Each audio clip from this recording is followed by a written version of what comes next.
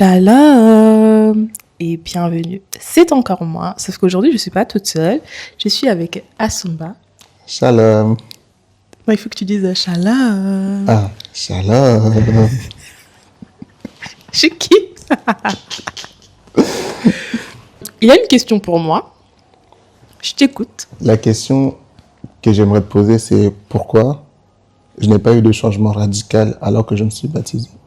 Pourquoi ma vie n'a pas changé Après ton baptême. après mon Ok. baptême?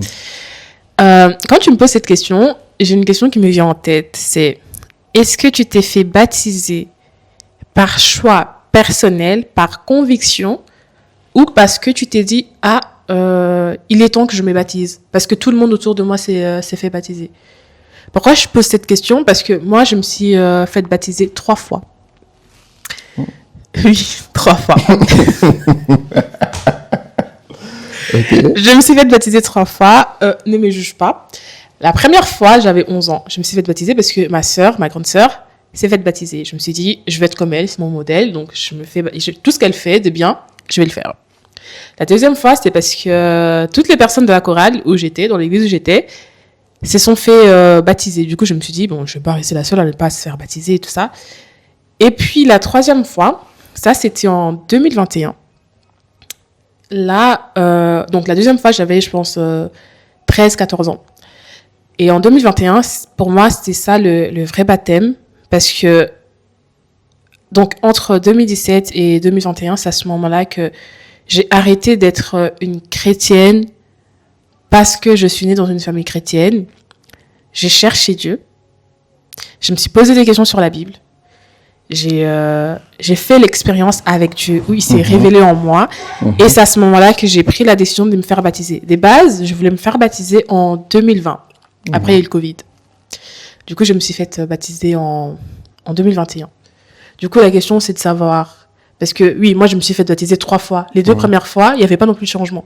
Okay. C'était même pire. Bon, la première fois, on va se dire que j'étais un enfant, donc ça compte pas. Mais la deuxième fois, c'était pire. Quand je te dis pire, c'est vraiment pire. Oui, parce que là, il n'y avait pas eu de changement. Pourquoi? Parce que c'était par influence des autres. Ouais. C'était pas par conviction. C'était pas Dieu qui m'appelait. C'était pas Jésus qui m'appelait en mode viens. Non, là, c'était par influence. Après, c'est très pertinent ce que tu dis parce que, comme tu as dit, la deuxième fois, c'était pire. Parce qu'en fait, tu avais un âge où tu avais acquis la connaissance. En acceptant de te baptiser, tu invites aussi le diable à venir te combattre. Et quand il te combat, tu n'as pas en fait le refuge de Dieu. Tu vois? Tu n'as pas... comment on appelle ça? Comment on peut dire? La protection. La protection pour que Dieu puisse t'aider à combattre. Tu n'as pas en fait Dieu dans ton côté pour qu'il puisse combattre. Donc, tu te laisses sans doute juste immergé par ce qui arrive, tu vois. C'est-à-dire que tout ce qui était passé... Alors qu'avant, tu suivais une sorte de règlement. Et qu'une fois que tu t'es baptisé, il n'y avait plus réellement de règles. Tu étais devenu tes demi. Là, on te dit A, tu dis non, je fais B. Enfin, tu te rebellais, tu agissais un peu comme le diable, tu vois. Donc, pour se baptiser déjà, on va dire, c'est une prise de décision que tu prends et que tu te rends compte à quel point tu étais loin de ton premier amour et que tu veux en fait recoller les liens. Le baptême, pour moi, c'est une demande de mariage, tu vois. C'est comme si tu demandais... En fait, c'est comme si tu te remariais avec Dieu. Donc, tu es là, tu te maries. Et une fois que tu t'es marié avec Dieu, vous êtes l'époux. Donc, comme nous sommes appelés à être des époux de Christ, et comme tu as des époux, entre guillemets, il y aura des moments compliqués, mais ça se règle entre nous. Et pourquoi c'est difficile, des fois, je me suis baptisé, pourquoi j'ai pas eu de changement? C'est que des fois, on pense que le changement vient juste comme ça, alors que le changement vient quand le Saint-Esprit est en nous. Tu vois, même si on nous dit une fois que tu es baptisé, tu auras ça, ceci, cela, mais c'est une invitation que tu dois faire au Saint-Esprit. Tu dois inviter le Saint-Esprit à venir demeurer en toi. Tu dois inviter le Saint-Esprit à être ton refuge. En fait, l'invitation que tu fais au Saint-Esprit, je peux donner un exemple comme la voiture. L'invitation que tu fais au Saint-Esprit, c'est pas que ça soit le roue de secours, mais ça soit le conducteur de la voiture. Pour que ta vie, en fait, tu ne puisses pas trébucher à chaque tentation qu'il puisse avoir. Et tant que tu ne fais pas appel au Saint-Esprit, tant que tu ne passes pas le moment de prière, ou tant que tu n'as pas réellement une relation avec ton Jésus, une relation avec Dieu, ton comportement ne changera pas parce que tu n'as pas un chemin à suivre. Parce que quand Jésus dit « Je suis le chemin, la vérité et la vie », c'est qu'il est réel. Et quand tu suis son chemin, c'est que tu comprends maintenant la vie. Tu comprends vraiment tu comprends maintenant le sens du monde et tu arrives. Le diable continuera toujours à t'attaquer dans des choses futiles, mais ça va te passer au-dessus de la tête, tu vois. Mais tant que tu ne fais pas de Dieu ton refuge, c'est littéralement impossible de pouvoir gagner contre le diable. Parce que souvent, quand on prend nos baptêmes, on ne se rend pas compte. C'est vrai que, comme dans le mariage dans le monde, il y a des gens qui sont heureux, mais il y a aussi des jaloux. Et comme tu te maries avec le Christ, le diable aussi, il est jaloux. Et les gens qui sont jaloux, qu'est-ce qu'ils font? Ils vont vouloir t'attaquer. En fait, des fois, des attaques, tu ne le vois même pas. Ce sont des attaques en avance, en sachant que le diable t'attaque déjà de ta naissance. Quand on grandit avec nos parents, premièrement, c'est nos parents qui nous éduquent. Et après de ça, quand on est en dehors de nos parents, c'est l'école qui nous éduque. Et après, ce sont nos amis, en plus, ce sont nos entourages. Et en fait, la dernière éducation que nous avons, c'est celle de Dieu. Mais malheureusement, tout le monde n'a pas Jésus dans son cœur. Donc, chacun a un peu son éducation. Et quand maintenant tu dois suivre le chemin, la vérité et la vie, ça devient un peu plus compliqué parce que l'œuvre du diable avait déjà commencé à ancrer en toi. Tu vois, ces attaques ont déjà commencé au cas où si tu acceptes. Si tu acceptes pas, tu es déjà dans son camp, tu vois, il va rien te faire.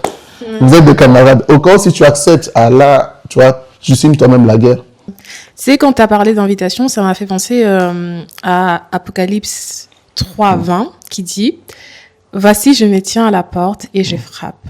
Si quelqu'un entend ma voix et ouvre la porte, j'entrerai chez lui, je souperai avec lui et lui avec moi. » Tu as parlé de voitures et moi, je vais parler de maisons. Voilà, vous allez comprendre pourquoi. Parce que donc, la question là qu'on se pose, c'est pourquoi est-ce que je ne change pas après m'être baptisé? On dit qu'on se baptise. Quand on se baptise, c'est que tu acceptes Jésus-Christ comme ton Seigneur et Sauveur. Yes. Donc, tu l'invites dans ta vie. Là, si je prends une maison, si par exemple, comme toi, là, tu es chez moi, donc je t'ai invité chez moi. Yes. Mais si je t'ai dit que tu ne peux pas entrer dans la chambre, tu es obligé de rester au salon, tu ne resteras qu'au salon. Sauf que quand on dit accepter Jésus-Christ, Dieu, le Saint-Esprit veut demeurer en nous. En plus, ça parlait de demeurer, en fait. Il veut demeurer en nous dans le sens où il veut prendre le contrôle de tout ce qui est en nous. Et Jésus prend la place qu'on lui donne.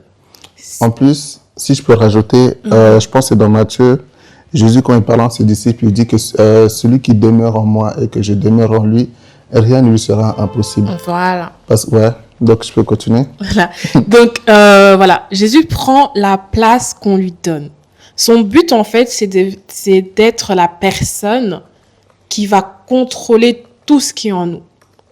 Ça me fait penser donc au jeune homme riche. On va revenir à pourquoi je parle de la maison.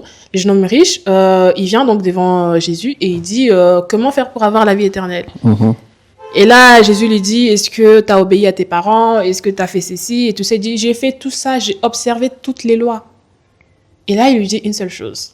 Il dit, va, vends tout ce que tu as et donne-les aux pauvres. Et qu'est-ce qu'il dit? Il refuse. Il a dit, c'est compliqué, hein? Tout ça, alors que j'ai durement travaillé pour l'avoir, c'est chaud, hein? Tu dois vendre ton MacBook. Tu dois le vendre et donner aux pauvres. Voilà. Et qu'est-ce qu'il a fait? Il a refusé. Quand tu as décidé de prendre ton baptême, est-ce que tu as vendu tout ce que tu avais, toutes les choses qui prenaient la première place dans ta vie? Tout à l'heure, tu as dit de revenir à son premier amour. Donc là, il y a la première place. Quand tu veux venir au Seigneur, ce que tu veux, en fait, tu l'acceptes. Tu dis, Seigneur, je veux que tu puisses prendre la première place dans ma vie. Est-ce que toi, en allant dans les eaux du baptême, tu as déjà vendu tout ce que tu avais? On parle pas forcément des choses matérielles. Hein. On dit pas que les riches ne pourront pas être chrétiens. Non. On parle de ces choses-là qui nous tiennent tellement à cœur. Par exemple, quand tu dis à quelqu'un te fait du mal et que tu lui dis toi, je te pardonnerai jamais jusqu'à ma mort, je te pardonnerai jamais. Peut-être tu l'as dit il y a 3 ans Et donc là, tu te fais baptiser, sauf qu'en fait, cette personne est toujours prisonnière dans ton cœur. Tu l'as toujours pas pardonné. Comment tu veux qu'un changement puisse s'opérer si il y a encore cette chose-là qui est dans ton cœur, tu vois? Et du coup, pourquoi je parle de la maison? Donc, ce que je disais, c'est que donc quand tu acceptes le Seigneur Jésus-Christ, tu l'invites donc chez toi. C'est pour ça que j'ai lu Apocalypse 3:20 qui donne une image de porte. Donc, il dit je toque à la porte. Donc, en gros, là, Jésus va toquer à la porte et tout ça, il vient. Il rentre. Donc, je dis oui, il rentre. Mais je lui dis, en fait, reste juste au salon. Mais dans ma chambre, tu ne rentres pas. Tu vas pas dans la cuisine, tu vas pas dans la salle à manger, tu restes que au salon. Qu'est-ce qu'il va faire? Il va rester qu'au salon. Si par exemple, je lui dis, Jésus, est-ce que tu peux nettoyer mon salon? Il nettoiera que le salon. Il va pas nettoyer la salle à manger, il va pas nettoyer la cuisine, ni ma chambre. Même si ces pièces-là sont sales, il va nettoyer que là où je lui dis de nettoyer. Parce que je lui ai donné accès que à cette pièce-là. Et c'est la même chose. Quand toi, tu acceptes Christ, peut-être que tu veux seulement qu'il puisse, je sais pas moi, te guérir. Ok, il va te guérir. Mais il y a d'autres pièces dans ta vie que tu gardes secrètes. Il y a d'autres pièces dans ta vie que tu gardes fermées, que tu dis que non, là-bas non. Les blessures que j'ai eues avec telle personne, là-bas non.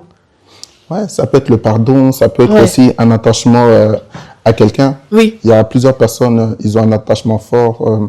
Ils ne peuvent pas rester 2 semaines, voire 1 mois sans avoir une fréquentation, ça soit copinage ou avec un mec et tout. Il y en a d'autres, ils ont un attachement fort vers l'argent, mais pour pas que parler des riches. Il y a aussi des attachements futiles. En fait, c'est la question que tu dois te poser, c'est que l'attachement dans lequel tu es, est-ce que tu es prêt à l'abandonner pour ton premier amour? Parce que tant que tu auras un attachement plus fort que celle avec Dieu, l'œuvre du diable il va utiliser ta consommation contre toi-même. C'est-à-dire que quand tu vas chercher, je prends l'exemple, un refuge vers ton mec, et que tu vois que ton mec te brise, tant que tu continueras toujours à vouloir courir vers ton mec, le diable ne te lâchera pas. Et en fait, Dieu nous a laissé un libre arbitre. Il n'est pas là pour nous posséder, entre guillemets. Il n'est pas là pour nous posséder. On a le libre arbitre, on a le choix. D'ailleurs, quand nous sommes venus à lui, c'était un choix. Quand tu as pris ton baptême, peu importe dans quelles circonstances que tu as eu, même si on va dire, entre guillemets, par un moment, on a dû te forcer ou quoi que ce soit, c'est quand même un choix que tu as pris. Tu as dit, bon, on m'a quand même forcé, bon, j'accepte quand même, tu vois. Et voilà, parce qu'il y a des choses, je trouve que nous, les chrétiens, des fois, on ne prend pas assez de recul sur nous-mêmes, se poser, réfléchir et dire qu'est-ce qui ne va pas dans ma vie, en moi-même, à l'intérieur, tu vois. Qu'est-ce qui nous brise, tu vois. Qu'est-ce qui nous brise et est-ce que je suis prêt? Ça veut dire que on va dire, c'est un peu marrant de dire, mais genre, est-ce que tu es prêt à abandonner ton père que tu aimes tant pour Dieu, tu vois? Est-ce que tu es prêt à lâcher, voilà, comme tu as parlé avec l'histoire, il n'était pas prêt à lâcher son argent. Pourtant, c'était quelqu'un de correct. C'est quelqu'un qui honorait ses parents. C'est quelqu'un qui a vraiment obéi à tout ce qui était fait dans l'ancien temps. Dieu l'a dit juste, abandonne cet attachement vers l'argent. Il a dit, ah, mon gars, c'est chaud. Va donner ça, tout ça aux pauvres. Qu'est-ce que les pauvres vont m'apporter? C'est en fait, pour que ta vie change et que ça soit même en temps général, c'est une prise de décision que tu prends. C'est une prise de décision que tu prends et que tu constates que tu agissais mal avant. Tu vois? Tu agissais mal et pour que les choses changent, bah justement, tu dois faire un changement, pas forcément radical, mais moi, j'ai toujours pour habitude de dire que moi qui fais du sport, c'est-à-dire que, imaginons, aujourd'hui, j'ai pas la volonté de m'entraîner, tu vois. J'ai vraiment pas la volonté de m'entraîner, j'ai la flemme, j'ai pas envie, je suis envie de rester dans mon lit. Je préfère sortir dehors, m'entraîner pendant 10 minutes que ne pas m'entraîner. Ne pas m'entraîner mène à ne voir aucun résultat. M'entraîner pendant 10 minutes, ok, aujourd'hui 10 minutes. Donc, on va compter chaque jour où j'ai eu la flemme et je me suis entraîné minimum 10 minutes. Ce sont des temps accumulés qui vont faire que des petits pas deviendront de grands pas, tu vois. Et dans ta vie, les changements, même les peu changements que tu peux avoir, tu peux par exemple dire, ah, peut-être pour toi la vulgarité c'est rare, tu vas dire je vais changer mon langage. Pour toi là, à ce moment-là, ça va paraître bête. Tu dis ouais non, entre guillemets, je nage encore dans la pudicité, j'arrive pas à m'en sortir. Tu dis juste que tu vas enlever ton langage. Une fois que ton langage t'a changé, tu commences à parler comme quelqu'un de plus correct, tu verras que automatiquement, vis-à-vis de ton langage et vis-à-vis de ta prestance, les autres choses vont vouloir aussi se changer. Mais après, il faut avoir la conviction. Et il faut aussi se reconnaître faible. Parce que nous, l'être humain, le monde nous apprend, nous sommes forts. On nous apprend même à nous mentir à nous-mêmes que nous sommes forts pour pouvoir... C'est ça. On doit même nous mentir à nous-mêmes, non, on est fort et tout. Non, il faut vraiment qu'on se reconnaisse vraiment faible. Il est là pour les gens qui sont fatigués, tu vois. Quand il dit, venez à moi, vous tous qui êtes fatigués, chargés, je vous donnerai du repos. Il n'a pas dit, je vais venir à vous. Il a dit, venez à moi. Donc, si tu te sens fatigué, si tu es chargé, et quand il dit chargé, c'est forcément tes bagages, ce sont tes problèmes, ce sont tes convictions, ce sont tes rêves qui te pèsent lourd dans les épaules. Ça veut dire que tu dois réellement, quand tu viens à lui, c'est vraiment dans un cœur sincère. Parce que si ton cœur n'est pas sincère, premièrement, tu ne mens pas à Dieu, mais tu mens à toi-même.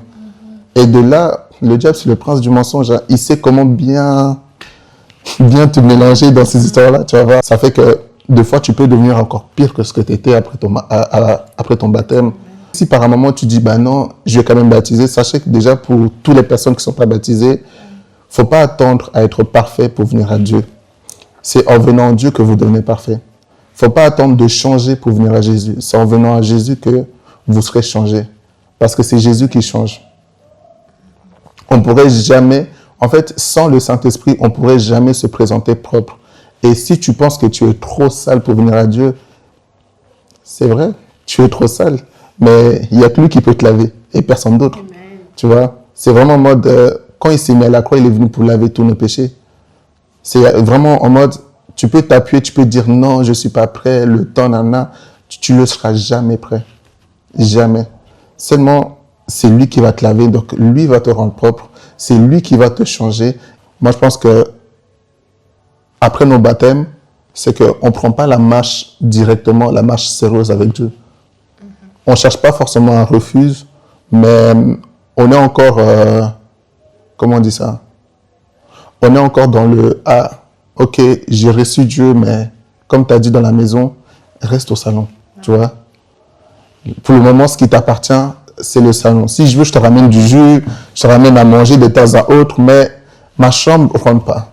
Salle de bain, non. Quand les enfants sont là, va un peu là-bas, tu vois, on le restreint. Alors que le but, c'est que la maison devienne littéralement la demeure de Dieu, tu vois. Je veux juste revenir sur ce que tu as dit, que il faut donc tout donner. Ça m'a fait penser à l'histoire d'Abraham et Isaac. Donc Abraham attend pendant des années pour avoir un enfant. Je vais pas parler d'Ismaël, là je vais parler d'Isaac. Et là, il a enfin le fils qu'il attendait. Et qu'est-ce qui se passe? Dieu lui dit, tu me les donnes. Genre, tu me les donnes. Genre, son fils, c'était la chose qui avait c'était la chose la plus importante dans sa vie, parce que il s'est tellement tenu à cette promesse-là. Plusieurs fois, il a rappelé à Dieu, quand est-ce que je verrai? Est-ce que ça sera Eliezer de Damas qui sera mon héritier? Il dit non.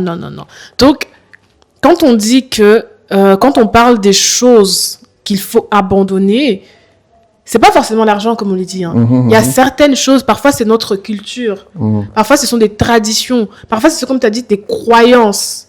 Il y a certaines croyances que tu tiens tellement à ça. Tu sais, pour faire un témoignage, moi, l'histoire de Jésus, en fait, tellement j'étais noir, je me suis dit, je peux pas croire à une histoire des Blancs. Tu vois, la religion des Blancs, j'avais du mal, tu vois. Mais pourtant, je partais à l'église, mais j'étais là en mode, quand je voyais le photo de Jésus en mode, il est blanc, j'étais là en mode, j'étais frustré. J'étais frustré, j'étais là, mais comment mon Dieu peut être blanc, tu vois. Et après, à un moment, je me suis aussi posé la question en mode, comment mon Dieu peut être noir? Donc, si on a tous le même Dieu, pourquoi il doit forcément être noir, tu vois? Pourquoi il doit forcément être congolais?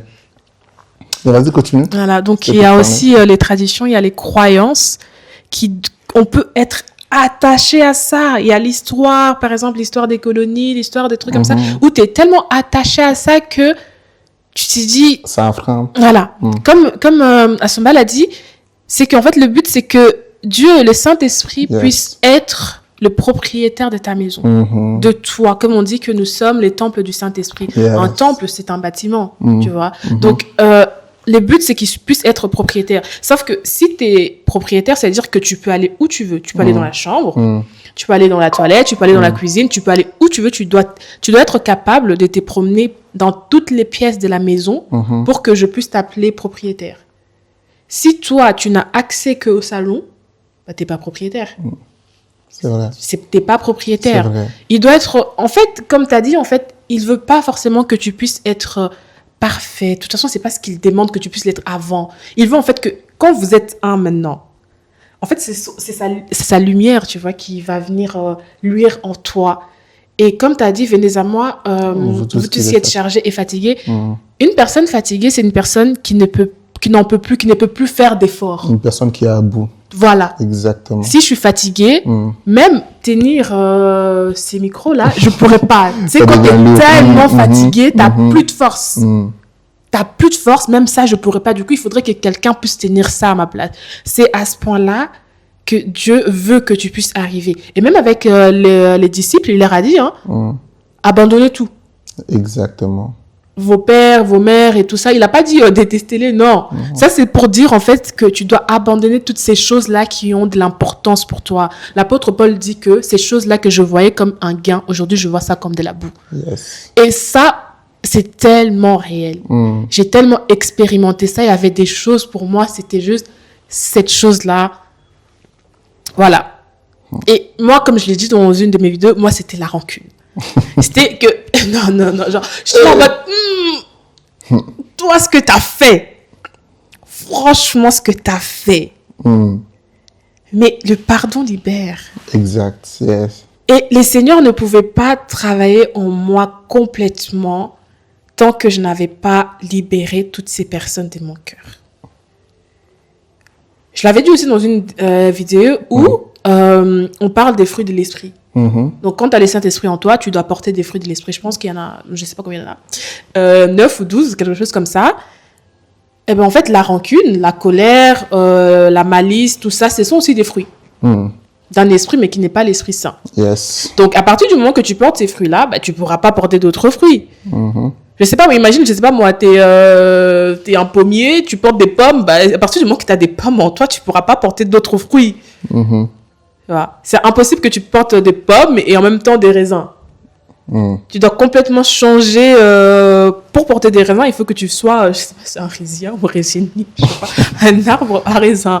Donc voilà, il y a des choses comme ça où franchement, toi qui nous regardes, il y a des choses qui n'en valent pas la peine, Que tu penses peut-être qu'aujourd'hui, oh non, les gens ils vont se moquer de moi, si j'ai pas de copine, si j'ai pas de ceci, si je bois pas, si je fume pas. Il y a même certaines choses que scientifiquement, c'est mauvais. Moi, en tout cas, moi, je pars du principe où si une chose est scientifiquement mauvaise, voilà. Genre, que d'office, chez Dieu aussi, si déjà le monde dit que c'est mauvais, tu vois, qu'est-ce que Dieu va voilà, genre, à partir du moment qu'ils prouvent eux-mêmes et que eux-mêmes ils te disent que ça là, c'est pas bien, alors imagine. Et aussi les changements, en fait, il faut pas s'attendre à ce que ça soit toi qui puisses les faire. Tu décides. Je vais aujourd'hui décider d'arrêter de boire. Je décide d'arrêter, c'est-à-dire que bon, je prends toutes les boissons de mon frigo, je jette, mais il faut que l'envie, il faut qu'il y ait quelqu'un de plus fort que moi, que cette personne a pu s'enlever cette envie-là. Je donnais l'exemple que je te donnais tout à l'heure, c'était que avec la musique du monde, moi, j'aimais beaucoup la fouine. Ne me juge pas. Non, t'inquiète, Zen. Voilà, je l'aimais énormément. Et je me rappelle, à l'époque, c'était à l'époque des cartes mémoire. Je pense qu'il n'y a plus personne qui utilise des cartes mémoire, hein, que tu mets dans ton téléphone. Oh, ok. Ouais, désolé. Il n'est pas de ma génération. À l'époque, c'était ça, donc c'était des cartes mémoire, et donc tu téléchargeais des chansons en ligne, ou alors c'était des gens qui t'envoyaient des chansons et tout ça. Et je me rappelle, il y avait des fois où j'allais à l'église, et là, j'ai l'impression donc, que la parole m'a touchée, et donc je vais rentrer chez moi, je vais prendre ma carte mémoire, je vais la casser. Donc là, les dimanches, donc lundi, tout va bien, mardi et mercredi, je vais acheter une autre carte mémoire. Et j'ai remis les mêmes chansons encore et encore. Et ça a duré peut-être pendant 1 an.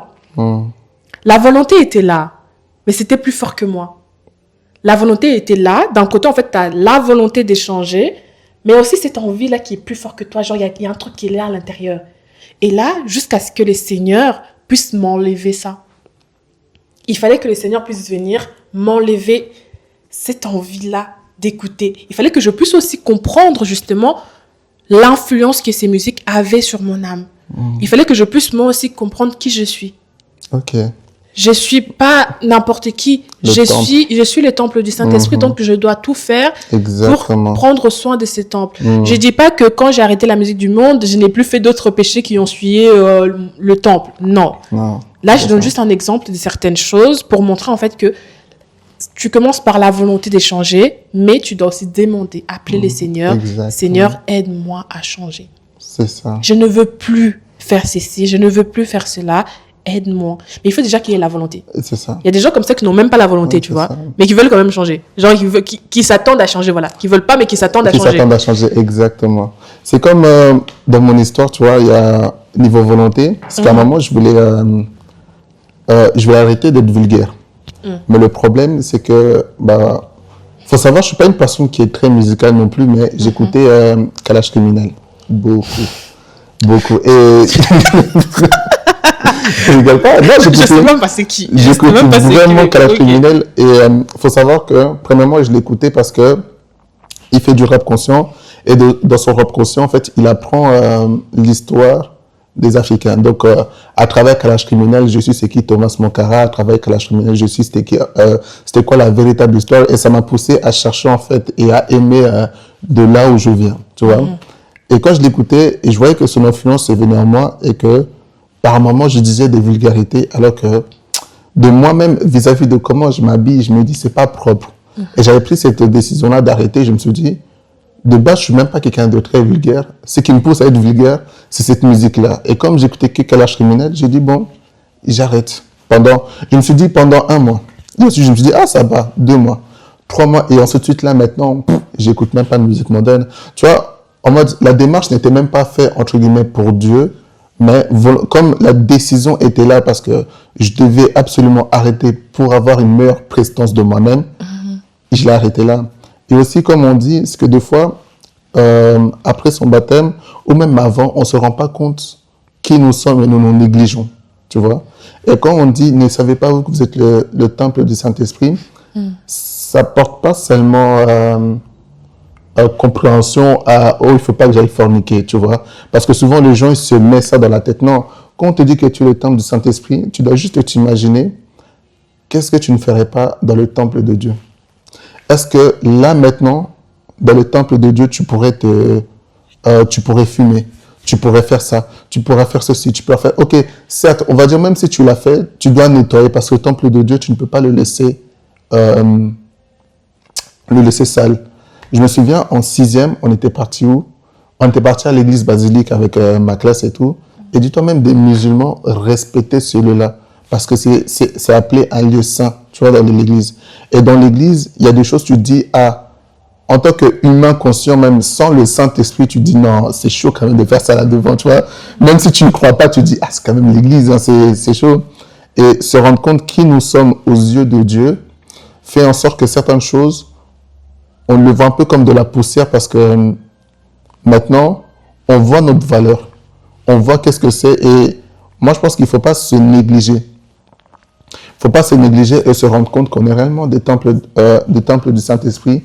Et que même dans sa parole, quand il dit, dans Luc, il dit quoi? Vous m'appelez Seigneur, Seigneur, mais pourquoi vous obéissez pas à mes commandements? Quand tu aimes réellement quelqu'un, quand tu prends vraiment la décision, avoir l'amour envers quelqu'un, tu changes. Et l'exemple que j'aime beaucoup prendre, parce que ça fonctionne le mieux, c'est on prend un exemple de couple, n'importe quel couple. Vraiment n'importe quel couple. Un couple où vous vous aimez, je pense que même si tu es une personne forte de caractère, il y a des comportements dans lesquels tu changes juste pour que ton partenaire se sente mieux. Si tu étais une fille et que ton partenaire t'a connu, que tu t'habillais d'une façon vulgaire, juste par le respect, par son image à cette personne-là, tu vas commencer à diminuer petit. Tu vas pas changer d'un coup, hein, mais tu vas commencer à diminuer, tu vas essayer de le convaincre et puis il va dire non, tu vas commencer à diminuer. Juste parce que tu es fou amoureux de ta copine, comme tu sais que tu es entouré de beaucoup de filles, ta fréquentation avec les filles, tu vas commencer à les diminuer par amour, tu vois. C'est la question que tu dois te poser, ton amour à toi, elle se dirige plus vers qui? Si tu n'arrives pas à arrêter ce qui trouble ta vie, ce qui rend ta vie, comment on dit ça, pas stable, est-ce que ton amour n'est pas plus fort vers ça que vers Dieu? Est-ce que l'effort, est-ce que l'envie est réellement là pour que tu puisses changer? Parce que dans tous les cas, si tu ne fais pas appel à Dieu, tu veux essayer le combat tout seul, tu n'arriveras pas. Tu n'arriveras vraiment pas. Et la seule personne qui peut vraiment t'aider, et on risque de se répéter, et on se répétera toujours, c'est Jésus, c'est Dieu. Parce que si tu ne l'appelles pas, il ne va pas se manifester en toi. Parce qu'il dit, il est là auprès des gens qui ont le cœur brisé. Ton cœur est brisé, mais tu ne l'invoques pas, il ne va pas venir. Donc, la chose que tu vas vraiment faire pour que ta vie change, c'est prendre une décision et te maintenir à cette décision-là, peu importe le tempête, peu importe les moments difficiles que tu auras, tu vois, parce qu'il y aura toujours des moments difficiles. Je prends souvent l'exemple de comment deux fois notre prière elle a un peu mal tourné. C'est qu'imaginez commence à pleuvoir. Moi, je vais prier pour Dieu faire arrêter la pluie. Et mon autre collègue, il prie pour que Dieu fasse pleuvoir la pluie. La prière la plus sincère qu'on peut juste avoir, c'est que Dieu, tu vois, j'ai pris cette décision-là. Je sais qu'il va pleuvoir, mais fais en sorte que quand il pleut, j'ai un parapluie pour m'abriter. Tu vois?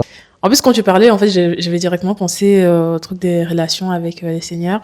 Il y a un verset qui m'a énormément aidé, donc avant que je prenne la décision de me faire baptiser pour la 3e fois. C'est donc dans Jean 14, 15 qui dit « Si vous m'aimez, gardez mes commandements. » Yes. Pour moi, c'était... Parce qu'en fait, je me posais beaucoup trop de questions, en fait. Pourquoi est-ce que je n'arrive pas? En fait, je savais... En fait, aussi, il ne faut pas se mentir. Hein. On sait où on se tient. On sait qui on est, ok?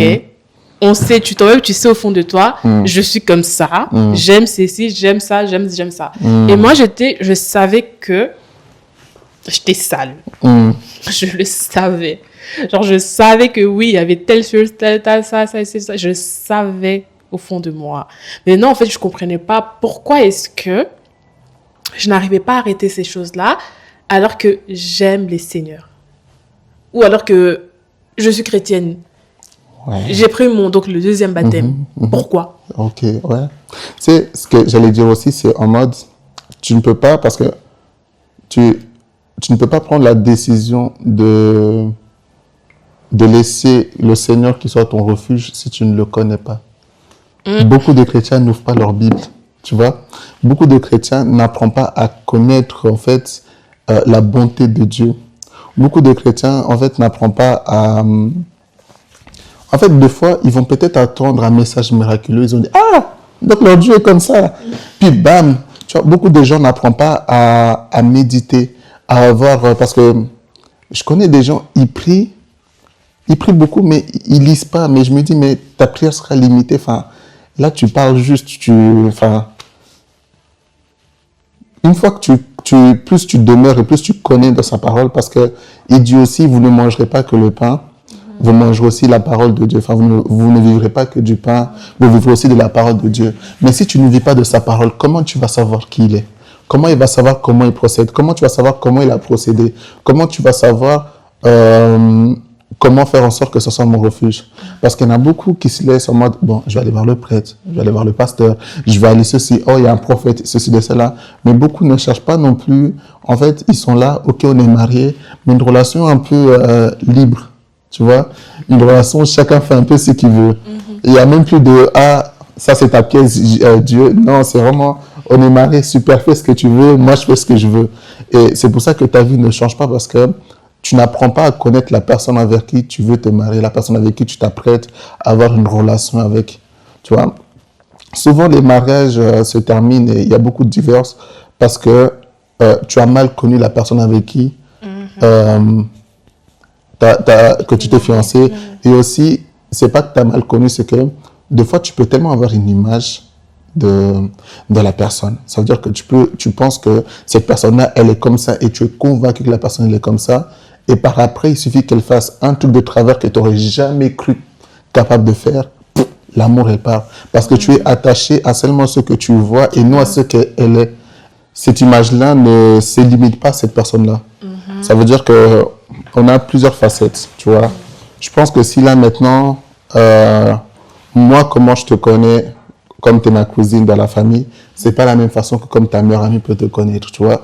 Tu es une personne différente. Et quand je vais te voir dans ta version avec ta meilleure amie, tu vois, ça peut, entre guillemets, me troubler, me choquer, me dire, oh, donc elle est comme ça. Tu vois, surtout moi. C'est ça. Et c'est ça qu'il faut aussi avec Dieu, c'est que on est limité à une facette qu'on a pu connaître. Tu vois, des fois même la facette peut être fausse, tu vois. Mais on s'est dit, bon, ça m'a appelé à me baptiser. Est-ce que tu connais ton Dieu, tu vois, pour pouvoir lui demander d'être ton refuge. Beaucoup de gens, beaucoup de chrétiens n'ouvrent plus leur Bible. Tu vois, beaucoup de gens ne prennent plus le temps de méditation. Mais en fait, tu m'as vraiment sorti les mots de la bouche parce que c'est justement ce qui s'est passé avec moi. Donc, comme je me posais donc la question de savoir pourquoi est-ce que je n'arrive pas à garder les commandements des dieux. Et donc là, j'ai eu donc le verset qui dit si vous m'aimez, gardez mes commandements. Mais du coup, en fait, comment aimer les seigneurs? C'est à ce moment-là que j'ai dû ouvrir ma Bible. Yes. J'ai dû aller au-delà de partir juste à l'église et chanter à la chorale. Sachant que je ne chante pas bien. Et j'étais là pour décorer. En fait, il fallait en fait que notre relation puisse aller passer de connaissance à, tu vois, que ça puisse avancer en fait, pour que je puisse comprendre déjà pourquoi est-ce que je dois garder ces commandements, pourquoi est-ce que je dois me comporter de telle manière, pourquoi est-ce que je dois arrêter ceci, cela et tout, parce que bon, on grandit, quand tu grandis en fait, les parents, il y a certains parents qui te disent pas forcément pourquoi est-ce que tu dois pas faire telle chose. C'est juste, faut pas le faire. Donc, il a fallu que je puisse ouvrir ma Bible, que je puisse découvrir ces dieux-là, que je puisse découvrir mon époux, que je puisse, en fait, savoir que, ok, c'est pas forcément le Dieu, comme tu as dit, en fait, une image qu'on a de lui. Moi, en tout cas, moi, j'ai grandi avec l'image des dieux, quelqu'un des très sévères. Donc, j'ai grandi juste avec la facette de Jéhovah. J'ai pas grandi avec la facette que le même Jéhovah, c'est Jésus dans le Nouveau Testament. Okay. Et moi, dans ma marche à moi, je dis pas forcément que c'est général, que c'est tout le monde comme ça. Dans ma marche à moi, il fallait que je puisse connaître Jésus. Il fallait que je puisse en fait connaître Dieu dans sa forme de Jésus. Il fallait que ça puisse être quelqu'un qui a la grâce, qui a de la compassion. Quelqu'un comme qui va dire femme, tes péchés te sont pardonnés. Va et ne pêche plus. Moi, il me fallait cette personne-là. Et je pense que si je n'avais jamais rencontré cette personne-là, cette facette des dieux, je crois que je serais perdue jusqu'aujourd'hui. Il me fallait absolument connaître ces dieux-là. Parce que quand on grandit, souvent on est là en mode, oui, si tu mens, tu vas aller en enfer. Moi, il fallait que je puisse arriver à un point où je mens aujourd'hui, encore demain, je demande pardon, et je mens encore demain, je demande pardon. Il fallait que je tombe aussi sur le verset qui dit qu'il faut pardonner 7 fois 70. Exactement. Tu vois, des fois, comme nous, on a grandi avec des gens baptistes. Et si tu fais ça, tu connais ce qui va t'arriver, enfer direct. Ceci de cela, écoute, tu sais, quand tu es très sévère avec quelqu'un, à force, tu dis, bon, c'est pas grave, tu vois, en mode, j'ai déjà menti, autant en plus, c'est ça, continuer. En plus, la Bible dit, si tu pêches, pêche bien même, tu vois. Pêche très, très bien. Parce que, en fait, c'est comme dans Apocalypse, quand il dit, par exemple, moi, je ne comprendrai jamais les chrétiens, entre guillemets, tièdes. Parce que quand la Bible dit, soit tu es froid, soit tu es bouillant. Moi, je me dis, parce que si tu es tiède, il va te vomir, tu vois. Et de là, je me dis, si je sais que je suis tiède, autant je prends une décision d'être chaud, bouillant, ou alors que je sois vraiment froid jusqu'à la mort. Parce que ça sert à rien. Ça sert à rien, tu vois. Ça sert à rien d'être là, Seigneur. Il va dire, je t'ai jamais connu, tu vois. Mais tout ça pour dire que l'amour à laquelle tu dois t'attacher, c'est l'amour de Dieu. Mais pour savoir comment Dieu t'aime et comment tu pourras encore plus expérimenter, c'est de connaître. Tu ne te mets pas en couple. C'est encore un exemple. Tu ne te mets pas en couple relationnel avec une personne juste parce que elle est belle ou il est beau. Non, ça va au-delà de ça. Tu vois, il y a des qualités, il y a des choses que nous acceptons, des choses que nous n'acceptons pas. Et avec Dieu, tu verras que juste par son amour, tout ce qu'il va dire et tous ses commandements, tu finiras juste par l'accepter. Et c'est de là, quand le Saint-Esprit va s'installer en toi, quand le Saint-Esprit va être ton refuge, quand le Saint-Esprit dans la maison, ça sera enfin sa maison et votre maison, tu verras que rien ne sera impossible. Amen, amen, amen. C'est... En fait, tu as tout dit, en fait. Donc, si on doit, pour ma part, je sais pas, tu as déjà fait ta conclusion, c'est ça? Ouais, la mienne, c'est ça. Ah, ok. Ah, moi, j'ai déjà fait ma conclusion. Donc, pour ma part, si je dois conclure, en fait, ces sujets-là, et répondre donc à la question pourquoi est-ce que je ne vois pas de changement après mon baptême. Enfin, comme je l'ai dit au début, déjà, c'est de savoir, en fait, je me suis fait baptiser, c'est quoi le motif, en fait?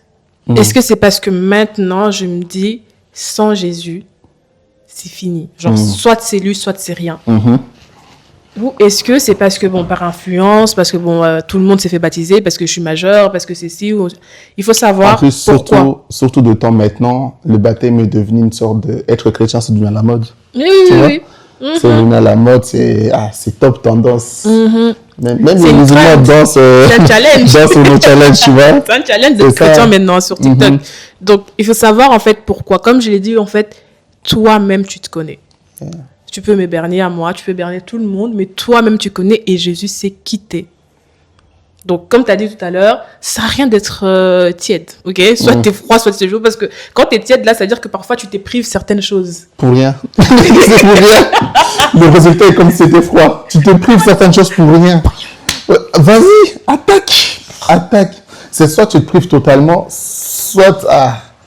Avant, quand j'avais pas réellement de relation avec le Seigneur, je me privais. Et c'était dur parce que je comprenais pas le pourquoi je me privais. Et c'est aussi parce que j'avais pris la décision de me priver de quelque chose que je pouvais sans doute aimer, tu vois.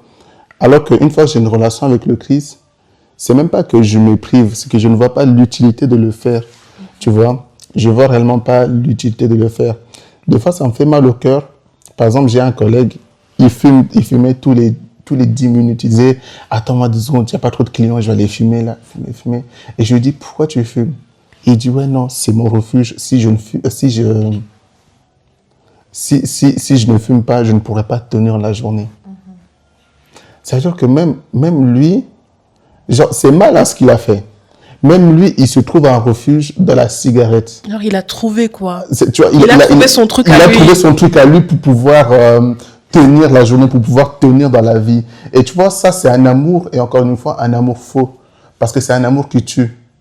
Le véritable amour, c'est le Christ. Et quand tu trouves ton refuge en Christ, le Christ, en fait, t'étais sale, te rend propre.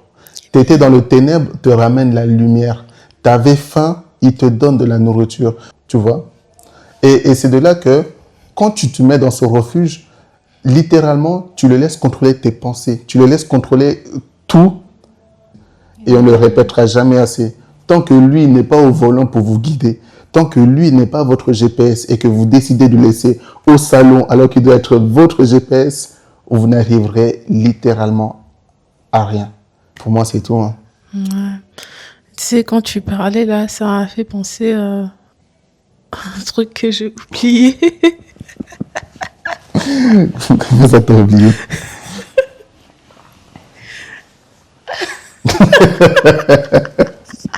Ah oui, voilà. Et je vais juste rajouter un truc comme ça, on arrête. C'est que chaque bonne chose prend du temps. Ok.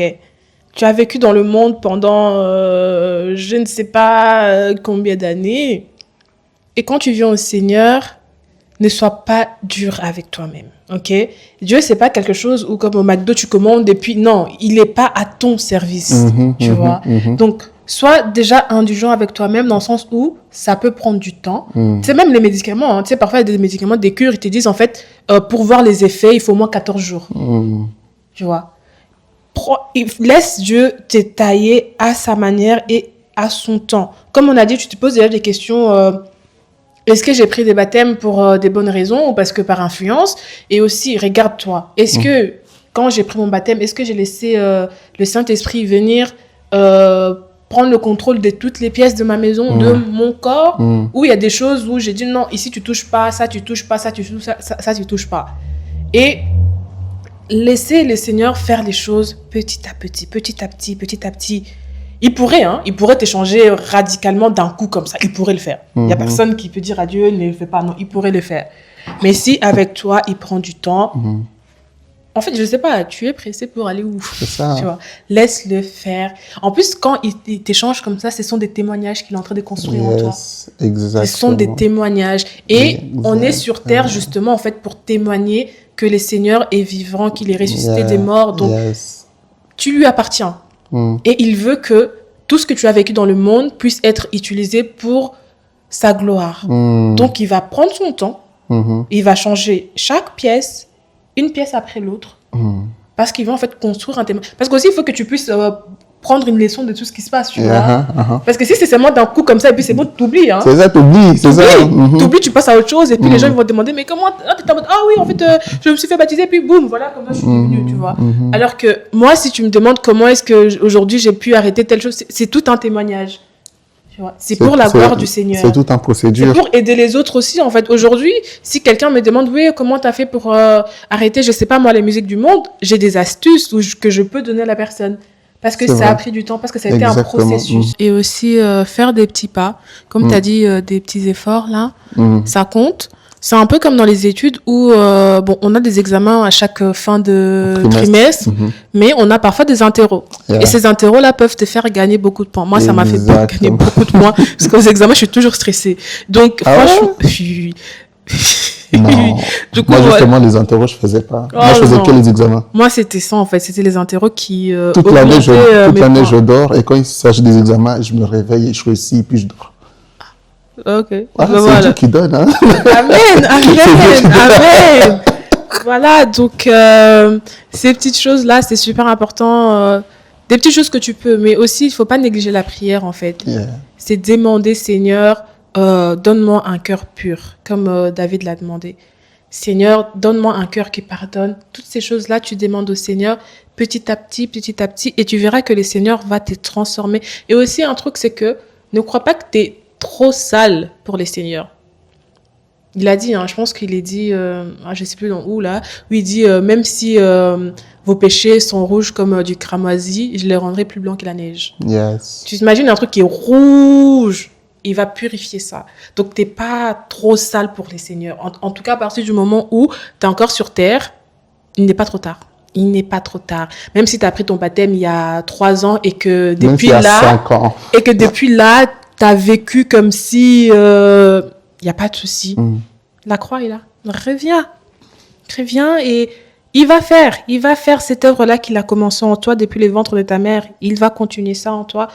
Des projets de paix. Voilà. Et non des projets de malheur. Amen, amen, amen. Il va faire tout ça. Mais tu dois toi-même aussi décider et savoir aussi, en fait, t'abandonner au Seigneur. Tu abandonnes toutes ces choses-là. Parce que quand je vous dis que les seigneurs, ils donnent tellement d'autres joies. Tu sais, les choses là qu'on trouvait que c'était de la joie et tout ça. Mais quand tu arrives, même la musique. La fouine, c'était... Oh. Mais aujourd'hui... On ne dirait pas t'écouter ça. Écoute, tu veux que je te dise quoi? Mais aujourd'hui, il y a des chansons que j'écoute et je me dis, gloire au Seigneur. Franchement. Je suis là, limite en larmes quand j'écoute du Moïse Mbié, j'écoute du Hillsong, j'écoute tout ça, je suis là, waouh, c'est magnifique. Donc, il y a ce que le diable te donne et ça, ces choses-là vont te détruire. Yes. Comme tu as dit, genre les chansons qui te rendaient vulgaire parce que, bon, il disait... des grosses voilà. Il y a d'autres chansons aussi qui te poussent à l'impudicité. Vous avez vu les clips là qu'ils font? Tu peux faire un clip, tu es habillé. Oui. Ne juge pas, mais tu peux t'habiller. Sache que tu deviens ce que tu consommes. Voilà. Si tu consommes la vulgarité, tu deviendrais une personne vulgaire. Voilà. Si tu consommes... Des fois même, on peut se dire que, ouais, non... à force de regarder des séries qui normalisent le V, toi-même, tu vas commencer à trouver ça normal. Parce que tu as consommé ça. À force de consommer des gens qui fument, en fait, on n'est pas en train de dire que tu deviendras le prochain fumeur, mais tu trouveras ça normal et un jour, ça va ancrer en toi et tu finiras par le devenir.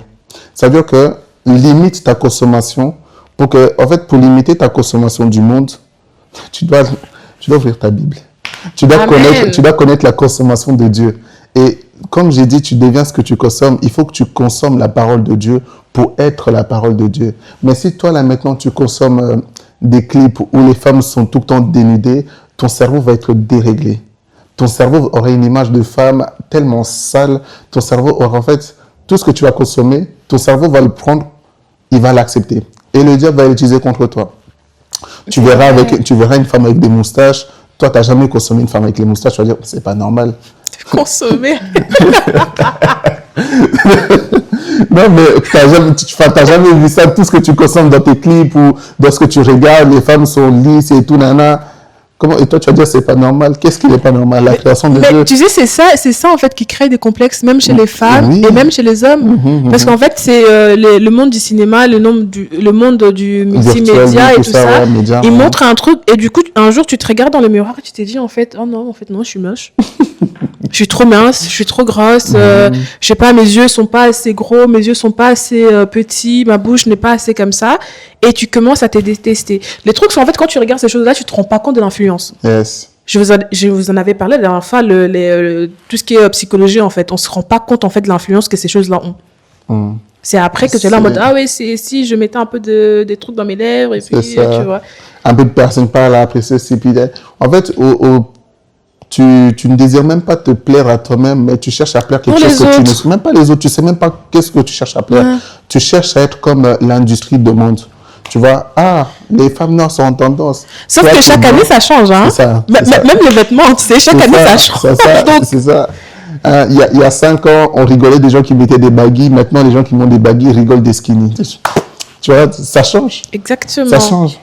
Mais sauf qu'en Christ, quand tu fais en sorte que le Christ devient ton refuge, c'est lui qui va trouver ton vraie identité. Amen. Parce que tu te perds dans ce que tu consommes et tu ne sais plus quelle est ton identité.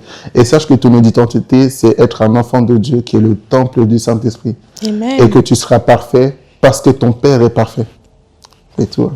Amen. Donc, dernier conseil, c'est d'ouvrir ta Bible. Ouvre ta Bible. Ouvre ta Bible. C'est là que tu verras en fait les miracles que le Seigneur a fait, que Dieu a fait dans la vie des gens. Et c'est là que tu diras en fait, mon cas n'est pas si grave que ça. C'est ça. Surtout les miracles de Paul. Pour moi, c'était vraiment genre le summum de... Il dit quand même, alors que Dieu le répète, c'est une tu passes des persécuteurs jusqu'au... genre le plus grand, le prophète des nations. En fait, il faut savoir que... Il a écrit tout l'Ancien Testament carrément. Nouveau Testament carrément, désolé. Nouveau Testament carrément. Parce qu'en fait, les gens ne comprennent pas. Persécuter, c'est pire que du harcèlement. Il tuait les gens. Persécuter, c'est pire que du harcèlement. Vraiment, comment vous harcelez à l'école ou vous harcelez sur les réseaux, c'est pire que ça. C'est un pressing, vraiment. Tu vois Paul, tu dis, pardon, c'est fini pour moi. C'est fini. Tu vois, là, tout le monde deviendra Pierre. Je ne connais pas Jésus. Voilà, donc, quand tu ouvres ta Bible, la Bible, c'est une lettre d'amour. Okay, donc, si tu veux être épouse du Seigneur, tu seras obligé, en fait, de le connaître. Et comment le connaître? Dans la Bible. Et c'est seulement quand tu vas le connaître à travers la Bible que tu pourras, en fait, le connaître aussi en dehors de la Bible. Comme tu as dit tout à l'heure, c'est là que je verrai que toi, en fait, la façon dont les fruits que tu portes vont me prouver qu'en fait, oui, toi, tu es un enfant de Dieu. Du coup, je peux me nourrir de ton témoignage. Mais si je sais pas, en fait, qui est Jésus, comment est-ce que je dois me comporter, si je l'aime et tout ça, ben, je pourrais jamais, en fait, me nourrir des témoignages des autres personnes. Moi, je suis le genre de personne, je me nourris grave des témoignages des autres personnes. Genre, pour moi, je suis là en mode, waouh! Donc, la Bible, tu te poses des questions qu'il faut, et aussi, tu ouvres ta Bible pour savoir qui est Jésus. Qui est cette personne-là que j'ai accepté comme mon Seigneur et Sauveur? Et qu'est-ce qu'il aime, qu'est-ce qu'il n'aime pas? Normalement, en plus, le pire, c'est que parfois, on est en train d'entretenir nos relations physiques, charnelles avec nos meilleurs potes et tout ça. Mais avec, par exemple, je sais pas, moi, si t'aimes pas, un truc, bah, je vais pas le faire. C'est ça. Sauf si je suis vraiment sadique. Je vais pas le faire si t'aimes pas. Toxique. Voilà, genre, je veux pas le faire. Mais pourquoi est-ce que... Tu vois, c'est à ce moment-là, en fait, quand tu comprends, en fait, qu'avec Jésus-Christ, c'est une relation et pas une religion. C'est une relation qui est tangible. C'est là que tu vas faire des efforts, mais encore une fois de plus, dans l'amour et dans la bienveillance.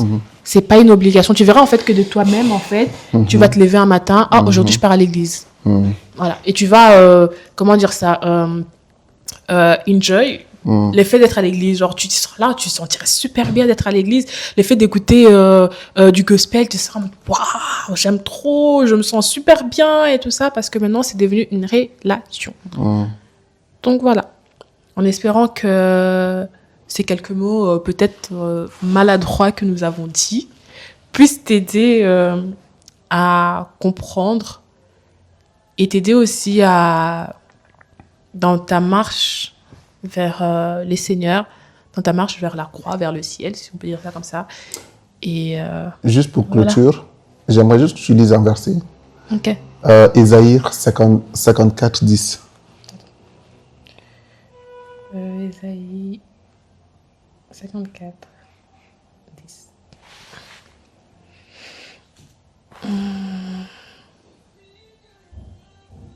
Vas-y, dis. Ésaïe 54, 10. Donc, il est dit dans Ésaïe 54, 10, « Quand les montagnes s'éloigneraient, quand les collines chancelleraient, mon amour ne s'éloignera point de toi, et mon alliance de paix ne chancellera point. Dit l'Éternel, qui a compassion de toi. » Je n'ai jamais lu ça. Voilà, c'est une parole qui est dédiée à tous ces fiancés. Amen. Amen, amen, amen. Ça s'ajoute aussi, rien ne pourra me séparer de l'amour du Seigneur. Exactement. Rien du tout. Et il n'est même pas fâché le fait que tu as pris ton baptême et que tu n'as pas encore changé. Il n'est pas fâché. Parce que justement, il sait pourquoi. Il attend, il t'attend. Là. Il est en mode, ouais, viens, allez, comme un petit enfant qui apprend à marcher. Donc il t'attend, il sait, tu vois. Il sait que... Voilà, donc... Soyez sincères devant les seigneurs. Amen. Devant vous-même et devant les seigneurs. Amen. Il n'y a pas plus beau qu'être dans le Seigneur. Il n'y a pas plus beau. Soyez bénis.